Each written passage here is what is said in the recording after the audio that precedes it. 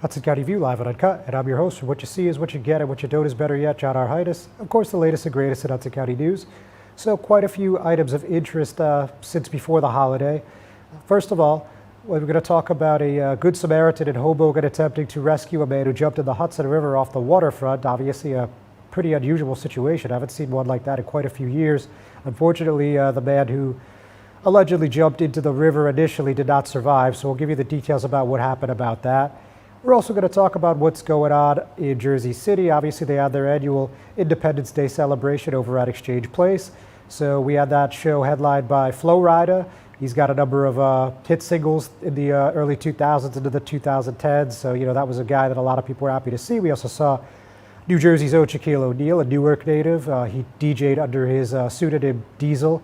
We also heard from Pug Flex, who's a Hot 97 DJ, and many other local artists as well. So we'll talk a little about that. Also going to talk about the ongoing battle between Mayor Stephen Fulop and the Board of Education. Homeowners in Jersey City saw a letter hit their mailboxes this week where the mayor really just bludgeoned the Board of Education yet again, blaming them on this Q3 tax bill. So I know this is a story that we've talked about quite a few times in recent weeks, but we're going to talk about it again with this latest happening. Also going to chat more about Hoboken. They had a council meeting yesterday, and while it was a relatively short meeting by their standards, about 2 hours, quite a few things happened. For one, the Hoboken Rail Yard redevelopment plan finally got the redeveloper agreement approved, so that was something quite a few people were excited about. This is something that's been in the works for a minimum of a decade. They also approved their budget, and they also are moving forward on a municipal complex plan that has a proposed budget of about $192.5 million. So all that and probably a little more right after we hear a word from our sponsors. Burns Brothers Memorials, Monuments, and Markers, 787 Tunley Avenue, Jersey City.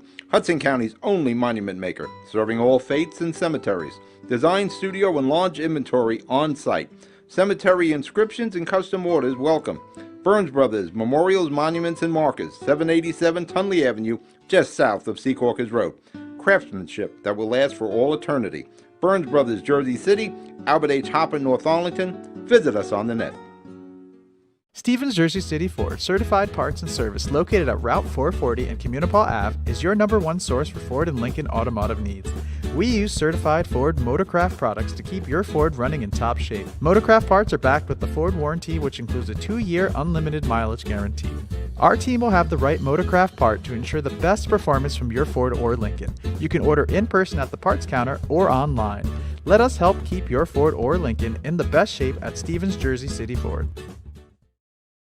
Good Friend Self-Storage in North Bergen, New Jersey is a fully climate-controlled facility equipped with state-of-the-art security, packing supplies, a Refer a Friend program, and multiple loading docks convenient for commercial use.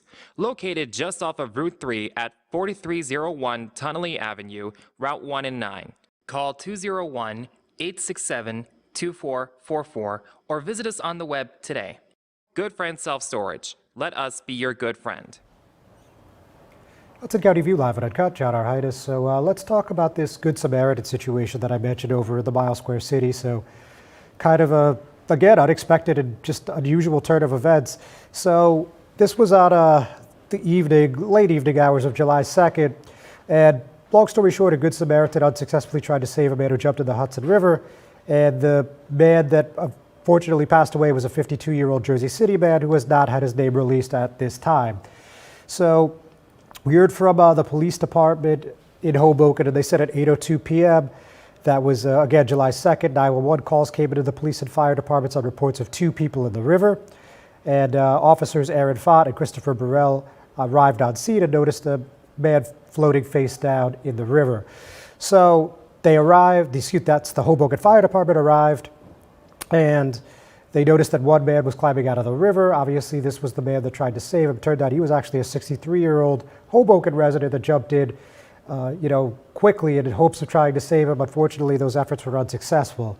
So, based on witness statements, there does not appear to be anything suspicious about the entry into the water at this time. And according to Public Safety Director Kenneth Ferrante, the Good Samaritan told police that he saw the man jump into the river, and the family of the deceased has been notified by the Jersey City Police Department. Again, very sad and unfortunate turn of events. So, our thoughts and prayers with the family and friends in that one. So we're just going to move right along to a completely unrelated story. We're going to talk about this July 4th incident that's under investigation. This is where a Union City police officer shot a man with a knife, and now that's under investigation by the Hudson County Prosecutor's Office. So this is actually the second time in the past month that we saw somebody shot in North Hudson by a police officer. You guys remember it was well covered across the state, and even some New York outlets picked it up, where on June 3rd, a West New York police officer fatally shot a man after they responded to a domestic violence incident. And a police officer was actually shot in the course of that wild situation. Fortunately, he's okay. He's at home on the mend. So anyway, about this latest incident, again, July 4th. So let's talk about what happened over in Union City. According to a preliminary investigation, at about 7:49 p.m., Union City police officers were flagged down in the area of 23rd Street and Bergen Line Avenue on reports of a stabbing incident. So those of you that are particularly social media savvy, which I imagine is quite a few of you, on HUD Post, they had a video that they put on Twitter. There was a guy with a knife aggressively pursuing someone in front of the Centro Bar, that's 2216 Bergen Line Avenue. And no one actually got stabbed. There wasn't really a fight, but the guy was just chasing after another guy with a knife drawn. So it was kind of a really unexpected scene. It's something that you just wouldn't expect on the 4th of July of all places and times. So anyway, responding officers eventually located that suspect. They identified him as Jesus Suazo. He's 58 years old, of Union City. And during the encounter, a uniformed officer fired his weapon, striking Suazo, and a knife was recovered near him. And somehow, not exactly clear where the bullet or bullets struck the man, but he's alive and is in stable condition at a local hospital. They didn't identify which hospital he was taken to. So Suazo's been charged with aggravated assault, possession of a weapon for an unlawful purpose, and unlawful possession of a weapon, due to, of course, wielding the knife. Now, I spoke to a number of law enforcement folks about this, and they spoke under the condition of anonymity since they were not authorized to speak of the matter, but I've learned that the officer that fired a service weapon is Lieutenant Omar Hernandez. He's a 26-year veteran of the force who's part of the Emergency Services Unit, and according to the State Use of Force database, he does not have any prior incidents. So the HCPO Shooting Response Team and Public Integrity Unit immediately notified the State AG's Office of the Use of Force by Police, and that's, of course, pursuant to the Attorney General guidelines. When the day after this happened, actually that was yesterday, I filed an Open Public Records Act request seeking the police dashboard and body camera footage of the incident. That request got denied maybe about an hour ago, so we're going to have an attorney, if not 2 or 3 attorneys, take a look at that and see what action we could take to get this video released in a timely fashion. So when we get an update on that, I'm happy to let you guys know, of course. Moving forward yet again, let's talk about Mayor Stephen Fulop and the Board of Education. Obviously, this is not a new fight, right? These folks haven't gotten along for quite some time, at least a few years to put it on a short timeline. So again, as I mentioned at the top of the program, there's this letter that hit mailboxes, and the mayor essentially said, you can't blame the city for this. This is all the Board of Education's fault. But let me read you an excerpt or two. So in 2021, we successfully reduced municipal taxes by an average of $1,000 to offset the Board of Education's massive tax hike by utilizing a one-time infusion of federal COVID-19 stimulus funds. Our objective by doing this was to try and up the Board of Education to have more time to sort through their finances. Unfortunately, that didn't happen once again. The Board of Education is imposing a significant tax increase as reflected in this bill.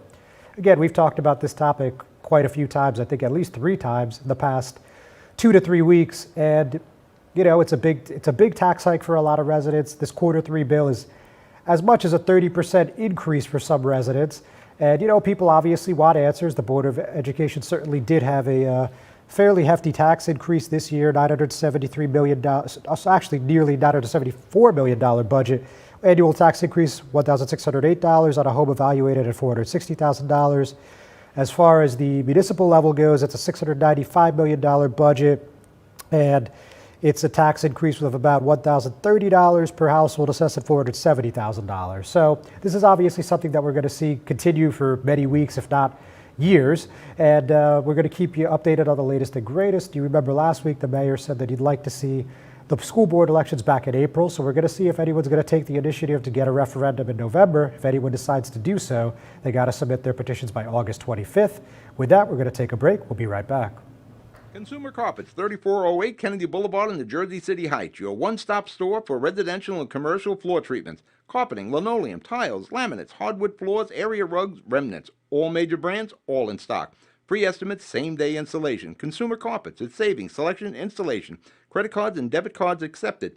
Financing available. Consumer Carpets, price to fit your budget, installation to fit your schedule.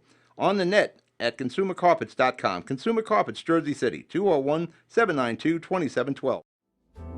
Newport, the luxury waterfront community on the Hudson River, offers a quality of life you deserve in one of our many high-rise towers. With amenities such as the on-site Newport Path, light rail, Newport Town Square, 3 playgrounds, dog run, upscale restaurants, retail giants like Kohl's, JCPenney, Macy's, and Target. Morton Williams and Acme Supermarket are just outside your front door. A health and fitness center, skating rink, and medical facilities are also on site. Enjoy the New York skyline from our waterfront and various parks. Manhattan is just one pass stop away, or a quick ride through the Holland Tunnel. Nursery and private elementary schools all on site. 12-screen movie theater at the Newport Center Mall. Looking to visit? Stay at the Westin or Marriott Hotel. For more information, visit us at newportnj.com. Make lasting memories to cherish forever. It's incredible. It's you, Newport. Live like you want. Hudson County View, live at Uncut. John Arhitis. So also, while we're on the topic of the Jersey City Board of Education, I guess it's as good a time as any to say that we have a new superintendent officially. That's, of course, as of June 30th, but, you know, given the holiday, it may have got lost in the shuffle for some. So just wanted to point out Dr. Norma Fernandez, who's been in the acting role since January 10th, is now officially removed her interim title and is now going to be serving in that role till at least 2025, assuming that, you know, she decides to fulfill her contract that was approved by the board last week. And, you know, there wasn't really much drama here. I mean, very little, if any. You know, many people came out and spoke in favor, including the Jersey City Education President, Ron Greco. We also heard from former Board of Education President Musab Ali, as well as Hudson County Clerk E. Junior Maldonado, saying that, you know, she's a great pick, so on and so forth. So the only thing that I think is really worth mentioning that we haven't previously spoke about is Trustee Alexander Hamilton said that the board failed here because they said, and they passed a resolution in January, the same day that they made Dr. Fernandez the interim superintendent, they were going to do a national search. Obviously, they didn't do it. And, you know, he basically said that that was a failure for the board as the whole. His exact words, I look at this board and I think that as a collective board, we failed on this issue because now it's June, and I made noise about this earlier and I got shot down for doing so even after we passed the resolution. I'm not saying at the end of the day, everybody, that Dr. Fernandez is not qualified to do this job, because I think that she is. What I'm saying is if you don't look, you don't know. I didn't marry the first girl I kissed either. Okay, and that's funny, but you still got to do your due diligence. Nevertheless, the measure passed unanimously, and her contract is going to run through June 30th, 2025. And there was a story that we had in May, and that said that a pay raise approved at that time at her salary at $185,583. Do not have the parameters of the full contract yet, but when we have them, certainly we will report them. So with that, let's take a jump down the road to the Mile Square City. So pretty quick one, but I guess in terms of the long-term plans of the city, this is a pretty big deal. The council approved the redevelop agreement with Elcor for the rail yard plan. This is something that we've been talking about since Dawn Mayer was first elected, and you know, that was obviously well over a decade ago now. And this is finally, you know, look, we finally moved ahead, and it was approved unanimously, 8-0. Very minimal discussion, you know, maybe 10, 15 minutes tops before everybody casts their aye vote. And so what is this project? Obviously, it's went through many iterations. This is going to include a new bus terminal, a new ferry terminal, a 20-story, 365,000 square foot office building, and a 389-unit residential building with 20% of those units being made affordable. That's the long story short. And again, it's a long time coming, as many noted yesterday. And you know, it's after a lot of community feedback. It's after, I think this is at least the fourth draft of the plan. And Elcor is going to be the developer, and this is also going to be done in conjunction with the state. I think perhaps the most noteworthy part of this project is The New Jersey budget that was recently approved at the end of last month had allocated $176 million toward this redevelopment, so certainly not a small dollar amount. And, that drew praise from Councilwoman at Large Emily Jabor and 5th Ward Councilman Phil Cohen at last night's meeting. And beyond that, there's not a heck of a lot to say, except this is a long timeline, right? I mean, this is supposed to begin at the beginning of 2023, but this is going to go on till 2029. I mean, you heard it just a moment ago. Given the scope of this project, this is not an open and shut case. So, really, really big deal for the First Ward and really the whole city as a whole. So with that, we're going to talk about this budget discussion. And it passed. It's a $131,666,700.96 budget with a 2.56% tax hike. However, due to the county formula, due to the county budget, the tax bill for the city of Hoboken residents will actually be flat, meaning basically no tax increase one way or the other, no tax decrease one way or the other. So it was a 6-2 vote. 6th Ward Councilwoman Jen Giattino was absent, and we saw 2nd Ward Councilwoman Tiffany Fisher, as well as 3rd Ward Council President Mike Russo, the council president, vote no. We're going to hear a little from the council president right here on why he felt this was not the right proposal to vote for, and then we're going to take another break.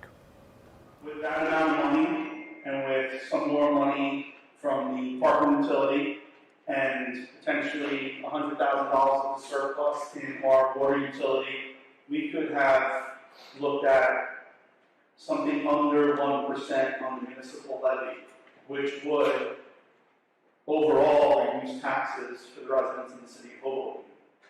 It's disappointing that we chose not to do that, especially knowing that we're looking at those revenues for next year. We could have used those this year. As Councilman Reno said, this is a difficult time for everybody. So I cannot, in good conscience, support 2.5% municipal tax increase. I never have.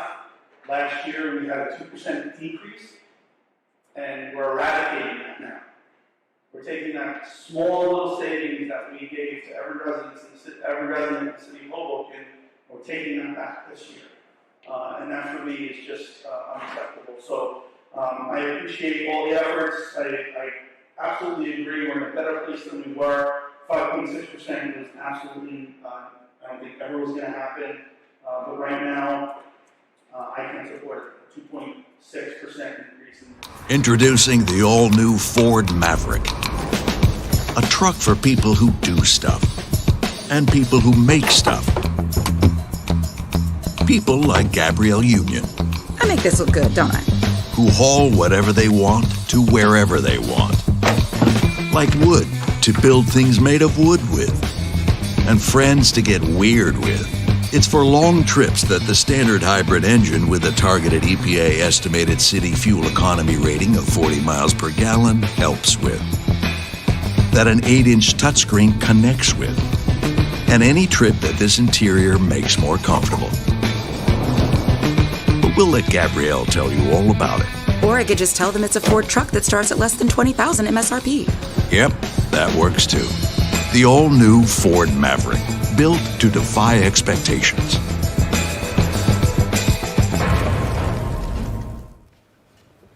Hudson County View live at Uncut. John Arhitis. So let's talk about this municipal complex plan. Obviously, we've been talking about this for at least a quarter of the year, if not more. But this is something that at the end of February, the city spokeswoman told me that this was part of the plan for the Poggi Press site. That's at 1501 Adams Street.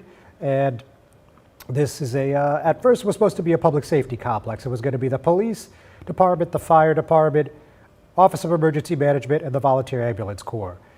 Now it's evolved into this $102.5 million municipal complex, and it would also include a municipal court, council chambers, Department of Public Works. Let's see, you'd also have a pool, you'd also have a recreation center, and I'm sure there's quite a few other amenities that I'm just not remembering off the top of my head. But it would be obviously a very massive, large-scale project. And the city has said they've covered, roughly about 3/4 of the costs through potential agreements with developers, as well as, partnerships that go beyond just the private-public ones. All, budget line items obviously are going to be a part of it, and there's inevitably going to be some sort of tax increase. We don't really know exactly how big or small. I know there were projections that it was maybe think I'm going to say it was about $100 a month for the next 30 years. It was something that was kind of abstract, I believe. But nonetheless, regardless, this was something that the council approved last night. And I think the reason that this was notable that it got approval was we actually heard from Charles Poggi, who owns the site. And while I don't have his remarks in front of me, what he said was basically that allowing the city to do an end around with the Hudson County Improvement Authority and just basically steal his property would just be a huge disservice to not only him, but to the residents of the city. And they'd also be basically abdicating their duties by not actually being the ones to take point on this and basically handing it off to the HCIA. So we're going to clip that, probably within an hour after this program ends. I mean, the write-up's just 90% of the way there. Just didn't quite get a chance to wrap that up before this. But nonetheless, it passed 5-3. As I just mentioned, Councilwoman Giattino was not in attendance last night, and she voted no on this bond issue throughout the course of the year. This is something that got 5-4 approval. There was a $44 million bond that they would have needed to use eminent domain on the Poggi Press site. But for a bond to get approved for a 9-member governing body, you need 6 votes. You need a supermajority. They only had 5. Giattino consistently voted no. 4th Ward Councilman Ruben Ramos consistently voted no. 2nd Ward Councilwoman Tiffany Fisher and 1st Ward Councilman Mike DeFusco all against. So obviously they were not going to get the 6 votes, and what this HCIA resolution project plan, however you want to phrase it, would do, it would allow the city to hypothetically move forward without actually getting that 6th vote. Obviously the majority would rule, and Mayor Ravi Bala's allies on the council make up 5 votes typically. So looks like that's how it went last night. And now the interesting part though is, and Council President Mike Russo pointed this out, that we don't know what the parameters are going to be of this agreement. And, frankly, I don't think anybody knows yet, because it's been such a long time since anything has got on in the Mile Square City and the county of this magnitude. Again, $192.5 million projected cost. Obviously that's not chump change. So I'm sure the county's not going to do this for free. And I'm sure the city is going to have some obligations put on their heads as well. And, I'm sure there's going to be a strict timeline to negotiate things. So, that remains to be seen. This actual resolution, though, also bears mentioning that it doesn't actually do much other than kickstart the process. This allows the HCIA, as the resolution specifically says, to acquire certain property and interest therein. Obviously, that's pretty vague, but I think it's obviously intentionally written that way so they can start working on the parameters of this agreement if this is something that the county decides they want to pursue. Now, the whole reason that we're in this situation is there was that Monarchs settlement with Iron State Development, and as part of that agreement, they have to move their Department of Public Works facility from 256 Observer Highway to a new location by November of 2024. Obviously, we've kind of been stuck in quicksand here for the past few months, so obviously there's a lot of people in the administration that want to see this start moving yesterday, but as of now, we don't know where it's going, but we're going to keep in touch, obviously, with the city officials and the county officials. And when we hear more, we're going to let you know. And of course, I encourage you to check out that write-up and video shortly after this program ends. With that, we're going to take our final commercial break. Be right back. Panapinto Properties, Jersey City, shaping the workplace with state-of-the-art office spaces and addresses your company desires.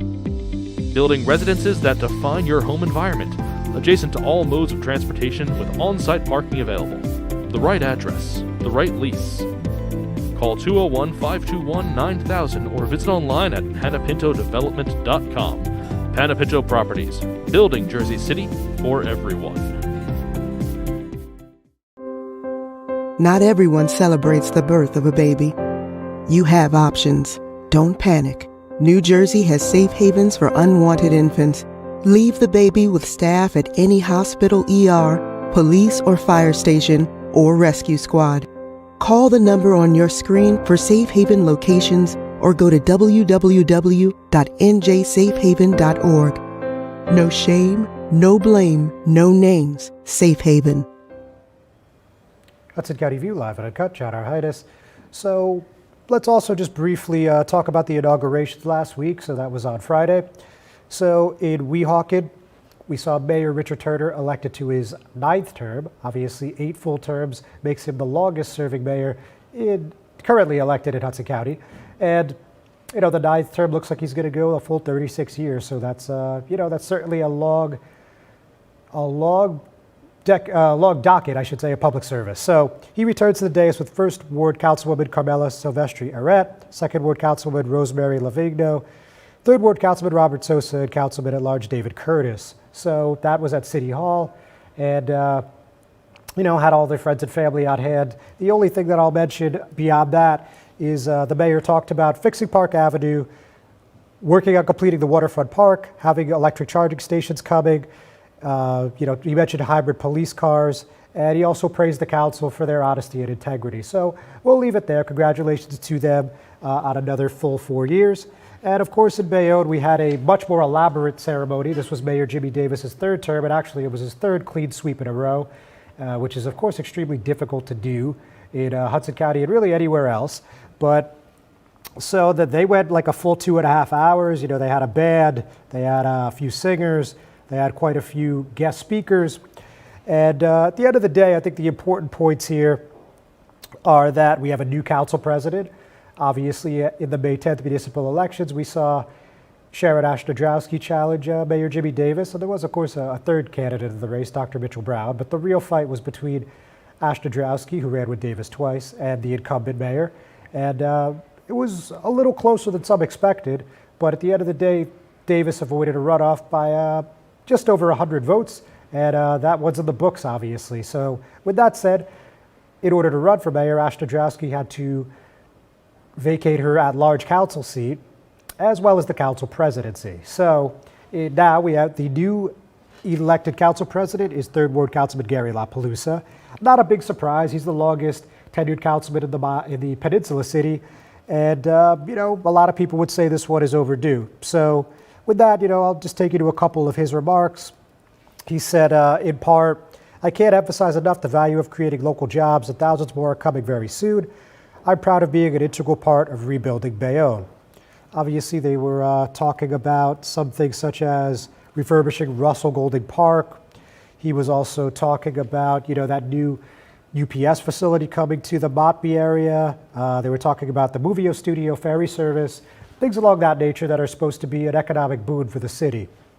And of course, we heard from the mayor, and he talked about these changes and more.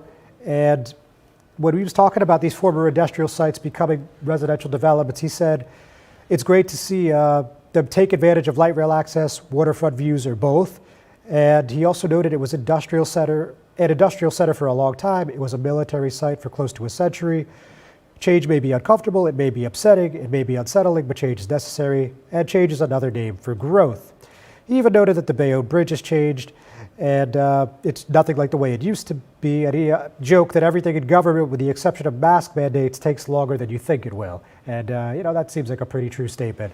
So the only other thing that happened there that I think is worth mentioning, they did appoint a lot of the same directors to another term. Of course, one notable change, though, we saw last week that the business administrator, Melissa Matthews, had the opportunity to take her old job. She decided she was not going to do that and resigned. So they obviously needed a new business administrator. So assistant counsel to the city, Donna Russo, will be serving as acting business administrator for the foreseeable future.